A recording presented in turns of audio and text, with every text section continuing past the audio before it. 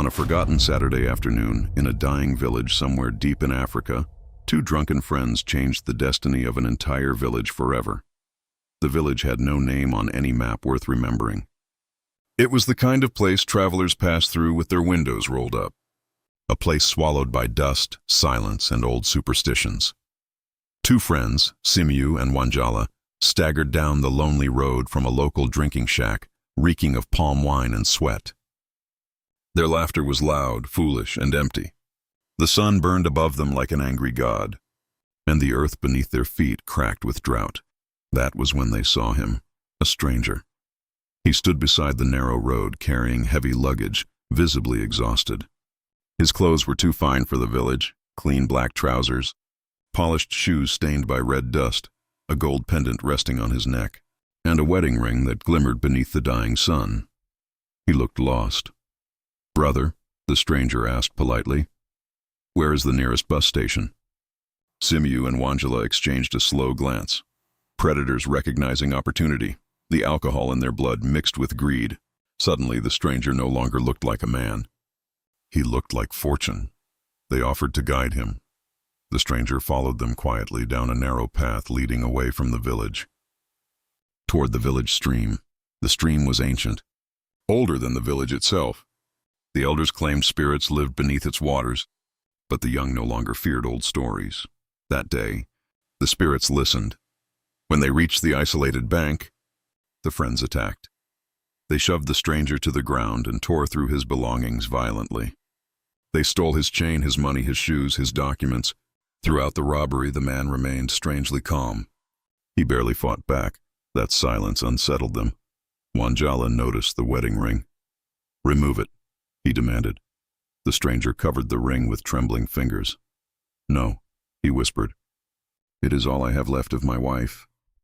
Something dark entered the hearts of the two men. Simiyu pulled out a pocket knife. At first, they only meant to threaten him, but greed is a hungry animal. The stranger refused again. The first stab entered his chest. The man gasped sharply, but still held onto the ring. Blood spread across his white shirt like blooming roses. Tears rolled down his face as he whispered prayers in a language neither man understood. Still, he would not let go. Enraged, they stabbed him again, and again, and again. By the time the ring slipped from his finger, the stranger was barely breathing. Yet even then, the beating continued. The stranger suddenly gathered what little strength remained in his dying body and ran. He stumbled toward the stream, screaming for help, leaving a trail of blood behind him. His voice echoed through the empty road, but no one came. The stream was his only escape. Without hesitation, he threw himself into the dark water. Simiyu and Wanjala rushed after him, but the moment they reached the edge, the water began rising violently. The calm stream transformed into a roaring current. The wounded stranger struggled to swim. His body weakened with every second. Blood leaked from him endlessly, staining the water red around him. "Please," he cried, "please help me." But the two friends only watched. They had already decided he could not live. The stranger's strength faded. The current dragged him deeper into the stream. Then suddenly he stopped fighting. He lifted his bleeding face toward the skies and began speaking in an unknown language. The words sounded like an ancient incantation. Painful, beautiful, a language unknown to the robbers. The water rose higher. The current became furious, and slowly, while still murmuring, the stranger disappeared beneath the stream. Gone. Only blood remained floating across the water. Simiyu and Wanjala ran. They ran all the way back to the village, carrying the man's belongings, their hearts shaking with terror. That night, inside Wanjala's hut, they opened the stranger's luggage, expecting riches. Instead, they found clothing, old photographs, children's drawings, letters, and funeral documents. The stranger had not been rich. He had been grieving, disappointed, and frightened. They buried the belongings in secret before dawn. The next morning, the two men returned to the stream, hoping to dispose of the body properly before someone discovered it. But there was no corpse, no blood, nothing, only calm water. Weeks passed. Then, months. No one ever reported a missing man. Simiyu and Wanjala, unable to live with the fear, fled the village before suspicion could find them. But evil never disappears. It waits. One Saturday morning, children playing near the stream heard voices coming from beneath the water. Soft, sad, human, terrified. They fled back to the village screaming about spirits. The elders of the village sent men to investigate. The men found nothing. No voice, no blood, only calm, water. The children were mocked for lying. Days later, a woman fetching water returned, trembling violently. She claimed the stream had turned red before her eyes.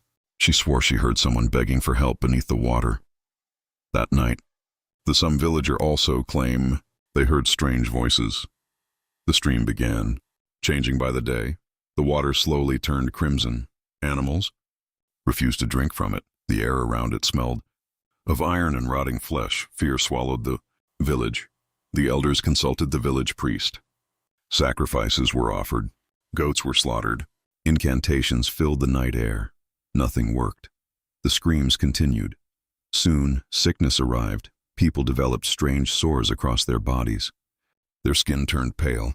Entire families collapsed with fever and infections no healer could explain. The village clinic overflowed with dying patients. Yet every test returned empty. No disease, no answers, only death.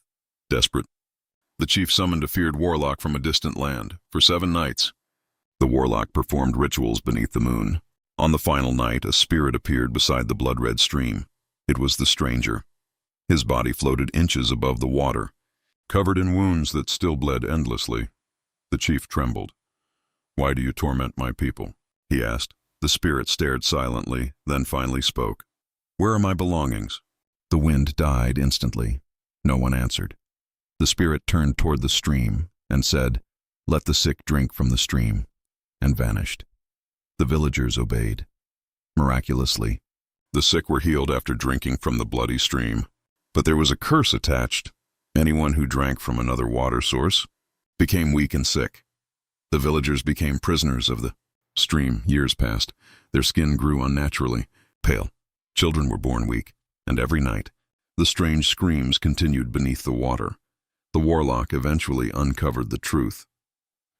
Through ancient divination, the spirits revealed everything: the robbery, the murder, the buried belongings, and the identities of the killers. Simyu and Wanjala had to return, no matter the cost. For years, hunters searched across distant towns until finally the 2 men were found wandering naked and insane through the streets of a faraway city. Their minds were gone, their eyes hollow. They laughed at invisible things the moment they were dragged back into the village. Sanity returned to them instantly. That terrified everyone. The warlock summoned the spirit. The strange spirits emerged from the stream. This time, he demanded only one thing: return me home. The warlock ordered the 2 men to enter the bloodstream. As they obeyed, the stranger's corpse suddenly rose from the water untouched by decay, floating gently to the surface. The 2 murderers carried the body and the buried belongings across distant lands until they reached the stranger's homeland.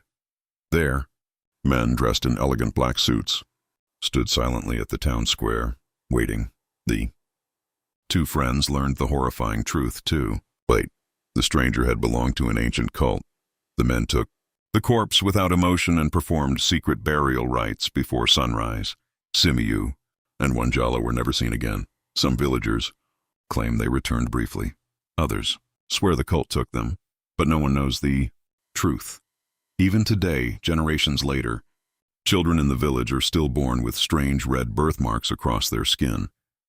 The stream no longer runs red, but nobody calls it by its old name anymore. Now, it is only known as the blood stream, and the villagers still believe that anyone who drinks from it will either be healed or cursed forever, because actions always have consequences.